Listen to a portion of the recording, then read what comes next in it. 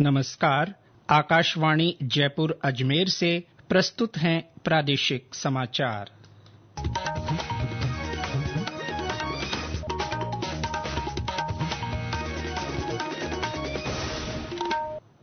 मुख्य समाचार। केंद्रीय कानून मंत्री अर्जुन राम मेघवाल ने वन नेशन वन इलेक्शन को चुनाव सुधार की दिशा में महत्वपूर्ण कदम बताया। मुख्यमंत्री भजनलाल शर्मा ने कहा, सरकार महिलाओं के उत्थान और सशक्तिकरण के लिए संकल्पित होकर काम कर रही है। विश्व उपभोक्ता अधिकार दिवस के अवसर पर प्रदेश भर में विभिन्न जागरूकता कार्यक्रम आयोजित और पद्म पुरस्कार 2026 के लिए आज से ऑनलाइन नामांकन शुरू।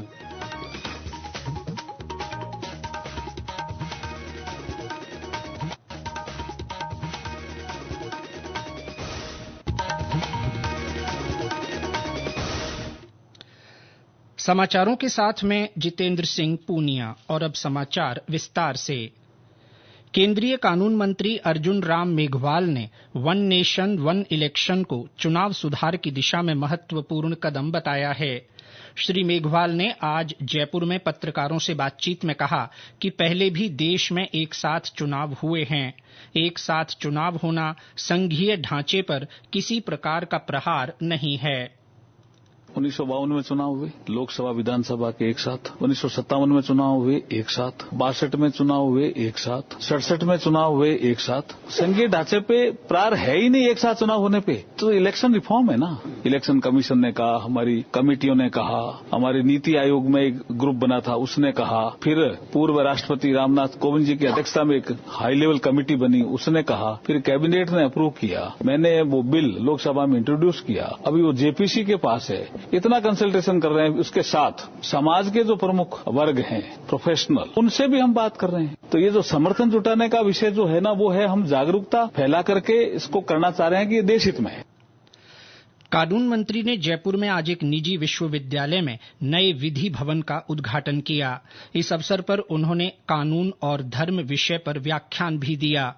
कार्यक्रम में राजस्थान उच्च न्यायालय के न्यायाधीश अनिल कुमार उपमन और जयपुर सांसद मंजू शर्मा सहित विभिन्न जनप्रतिनिधि मौजूद रहे। इनके अलावा बड़ी संख्या में विश्वविद्यालय के शिक्षक और विद्यार्थियों ने भी शिरकत की। मुख्यमंत्री भजनलाल शर्मा ने कहा है कि राज्य सरकार महिलाओं के उत्थान और सशक्तिकरण के लिए संकल्पित होकर काम कर रही है। जयपुर के जवाहर कला केंद्र में आज शक्ति वंदन महोत्सव को संबोधित करते हुए श्री शर्मा ने कहा कि राजीविका से जुड़ी महिलाएं लखपति दीदी बनती हैं और अपने उत्पाद बनाती हैं।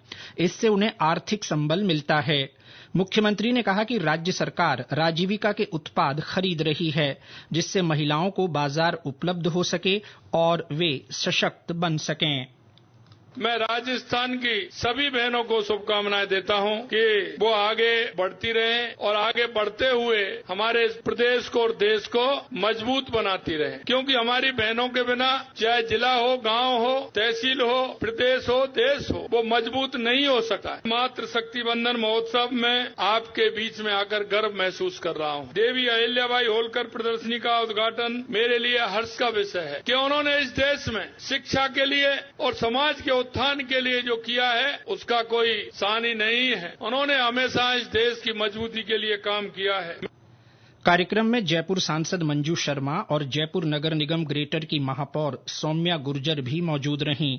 सशक्त नारी समृद्ध समाज थीम पर हो रहे इस 3 दिवसीय महोत्सव में आयोजित होने वाले कार्यक्रम महिलाओं को समर्पित हैं। इस दौरान स्वच्छता योद्धाओं की बालिकाओं को सर्वाइकल कैंसर की निःशुल्क वैक्सीन लगाई जा रही है। महिलाओं और बालिकाओं के लिए आत्मरक्षा प्रशिक्षण शिविर भी हो रहे हैं। आत्मनिर्भरता की दिशा में एक कदम थीम पर 300 स्टॉल्स भी लगाई गई हैं। भारतीय रिजर्व बैंक आरबीआई को ब्रिटेन में सेंट्रल बैंकिंग के डिजिटल ट्रांसफॉर्मेशन अवार्ड 2025 के लिए चुना गया है। आरबीआई को प्रवाह और सारथी नाम की डिजिटल पहलों के लिए सम्मानित किया गया है। पुरस्कार समिति ने कहा है कि इन डिजिटल पहलों ने कागज के इस्तेमाल को कम किया है। जनवरी 2023 में शुरू की गई सारथी पहल से रिजर्व बैंक में आंतरिक वर्कफ्लो डिजिटल हो गया, जिससे कर्मचारी सुरक्षित रूप से दस्तावेजों को संग्रहित और साझा करने में सक्षम बन गए। बैंक के उपभोक्ताओं के लिए मई 2024 में प्रवाह के रूप में शुरू की गई दूसरी पहल से उपभोक्ताओं को विनियामक आवेदन करने के लिए एक डिजिटल माध्यम मिल गया।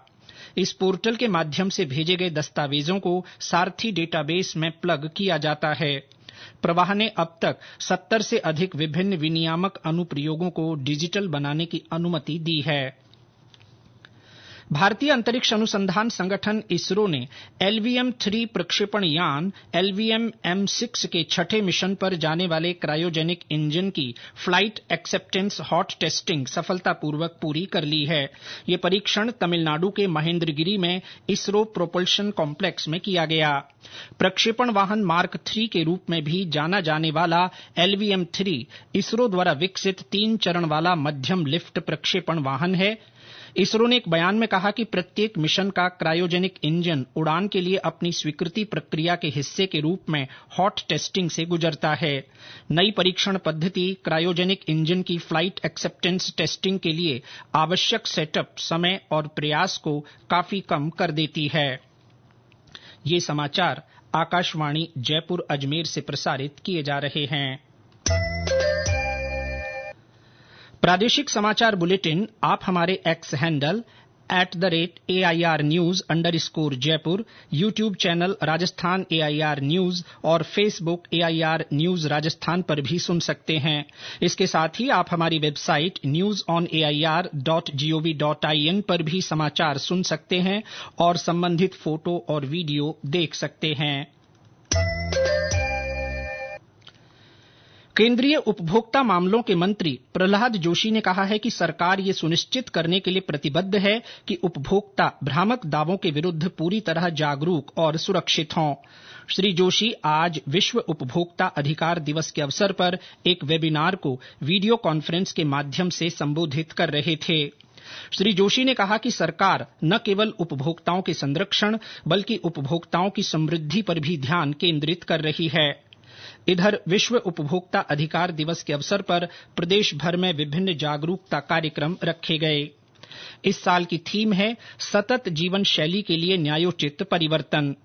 आज से ही उपभोक्ता जागरूकता सप्ताह की भी शुरुआत हुई। सप्ताह के पहले दिन आज झुंझुनू में रंगोली के माध्यम से उपभोक्ता हेल्पलाइन नंबर 1915 की आकृति को उकेरा गया।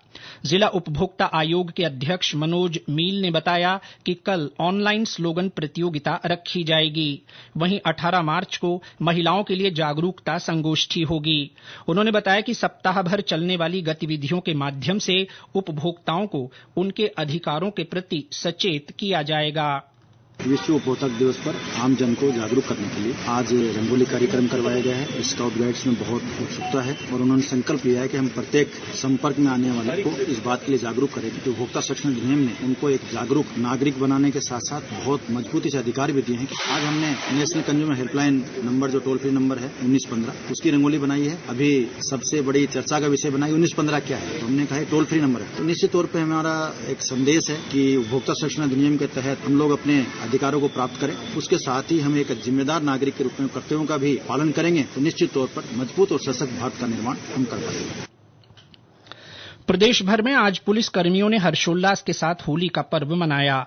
जोधपुर में पुलिस लाइन परिसर में जवानों ने होली खेली। इस अवसर पर पुलिस आयुक्त राजेंद्र सिंह और पुलिस उपायुक्त आलोक श्रीवास्तव सहित पुलिस अधिकारियों और कर्मचारियों ने भाग लिया। डूंगरपुर में पुलिस लाइन में आयोजित होली मिलन समारोह में पुलिस कर्मियों ने एक दूसरे को गुलाल लगाकर होली की शुभकामनाएं दी। इस मौके पर लोक कलाकारों ने सांस्कृतिक प्रस्तुतियां दी।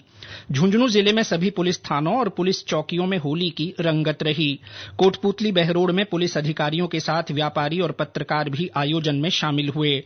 पुलिस कर्मियों ने इस अवसर पर रैली भी निकाली जिसका जगह जगह स्वागत किया गया। जिला पुलिस अधीक्षक राजन दुष्यंत ने होली पर 2 दिन तक मुस्तैदी से अपनी ड्यूटी निभाने के लिए पुलिस कर्मियों की सराहना की। पिछले 2 दिन से होली का त्योहार मनाया गया है। बड़ी मेहनत मुलाजमानों ने, जवानों ने और पुलिस अधिकारियों ने की है और लगातार रात दिन एक करके सुनिश्चित किया है कि यहाँ पर होली शांतिपूर्वक तरीके से मनाया जाए, जिसके फलस्वरूप सभी ने बहुत आनंदित होकर के जिलेवासियों ने इस पर्व को मनाया। आज ये दिन है जब हम जवान और अधिकारी सब एक साथ यहाँ पर एकत्रित होकर के पुलिस होली के रूप में इस होली के पर्व को आज मना रहे हैं। साथ ही यहाँ आपने देखा कुछ व्यापारी वर्ग हैं, कुछ और संगठन हैं, वो भी बधाई देने के लिए पुलिस कर्मियों को यहाँ पर उपस्थित हुए हैं और हमारे साथ होली में शरीक होकर के उन्होंने हमारा हौसला अफजाई की है। कोटा के सांगोद में आज से पारंपरिक नहाण लोकोत्सव शुरू हो रहा है। इस दौरान विभिन्न स्वांग रचकर हंसी ठिठोली और मनोरंजन के साथ सामाजिक संदेश दिए जाते हैं। हमारे संवाददाता ने बताया कि लोकोत्सव में कल चौधरी पाड़ा पक्ष की 12 भाले की सवारी निकलेगी। वहीं परसों राजसी ठाठ बाट से बादशाह की सवारी निकाली जाएगी। कोटा जिले के सांगोद कस्बे में आज से घुघरी की रस्म के साथ नाहण लोकोत्सव का शुभारंभ होगा। इस रस्म के बाद से ही पूरा सांगोद कस्बा 2 भागों में बंट जाएगा। लोकोत्सव के दौरान नाहण अखाड़ा चौबेपाड़ा और नाहण अखाड़ा चौधरी पाड़ा के बीच जबरदस्त प्रतिस्पर्धा देखने को मिलती है। इस दौरान 16-17 मार्च को चौधरी पाड़ा और फिर 19-20 मार्च को चौबेपाड़ा की ओर से शोभा यात्रा, 12 भाले की सवारी, राजसी बादशाह की सवारियां निकाली जाएंगी। 18 मार्च को सांगोद नगर के संस्थापक सांगा पटेल की पूजा की जाएगी। दोनों ही पक्षों की ओर से ब्रह्म मुहूर्त में निकलने वाली भवानी की सवारी भी खासी आकर्षण का केंद्र रहती है। 500 वर्षों से यह लोकोत्सव पूरी सफलता पूर्वक शाही ठाट बाट के साथ आयोजित किया जा रहा है। आशीष मेहता, आकाशवाणी समाचार, कोटा। भीलवाड़ा के शाहपुरा में चल रहे फूलडोल महोत्सव में आज अणभैवाणी ग्रंथ की शोभा यात्रा निकाली गई। इस यात्रा में राम स्नेही संप्रदाय के अनुयायी शामिल हुए। हमारे संवाददाता ने बताया कि 5 दिन के इस महोत्सव में भाग लेने के लिए देश विदेश से श्रद्धालु पहुंचे हैं। अगले साल गणतंत्र दिवस के अवसर पर घोषित किए जाने वाले पद्म पुरस्कार 2026 के लिए नामांकन आज से शुरू हो गए हैं। इनके लिए नामांकन की आखिरी तारीख 31 जुलाई है। पद्म पुरस्कारों के लिए नामांकन और अनुशंसाएं केवल राष्ट्रीय पुरस्कार पोर्टल पर ऑनलाइन स्वीकार की जाएंगी। पद्म विभूषण, पद्म भूषण और पद्मश्री देश के सर्वोच्च नागरिक पुरस्कारों में से हैं। ये पुरस्कार विशिष्ट कार्य को मान्यता देने का प्रयास करते हैं। पद्म पुरस्कार कला, साहित्य और शिक्षा, खेल, चिकित्सा, सामाजिक कार्य सहित विभिन्न क्षेत्रों में असाधारण उपलब्धियों के लिए दिए जाते हैं। जाति, व्यवसाय, पद या लिंग के भेदभाव के बिना सभी व्यक्ति इन पुरस्कारों के लिए पात्र हैं। डॉक्टर और वैज्ञानिकों को छोड़कर सार्वजनिक उपक्रमों में काम करने वाले सरकारी कर्मचारी पद्म पुरस्कारों के लिए पात्र नहीं हैं। और अंत में मुख्य समाचार एक बार फिर। केंद्रीय कानून मंत्री अर्जुन राम मेघवाल ने वन नेशन वन इलेक्शन को चुनाव सुधार की दिशा में महत्वपूर्ण कदम बताया। मुख्यमंत्री भजनलाल शर्मा ने कहा, सरकार महिलाओं के उत्थान और सशक्तिकरण के लिए संकल्पित होकर काम कर रही है। विश्व उपभोक्ता अधिकार दिवस के अवसर पर प्रदेश भर में विभिन्न जागरूकता कार्यक्रम आयोजित और पद्म पुरस्कार 2026 के लिए आज से ऑनलाइन नामांकन शुरू। इसके साथ ही प्रादेशिक समाचार बुलेटिन समाप्त हुआ। नमस्कार।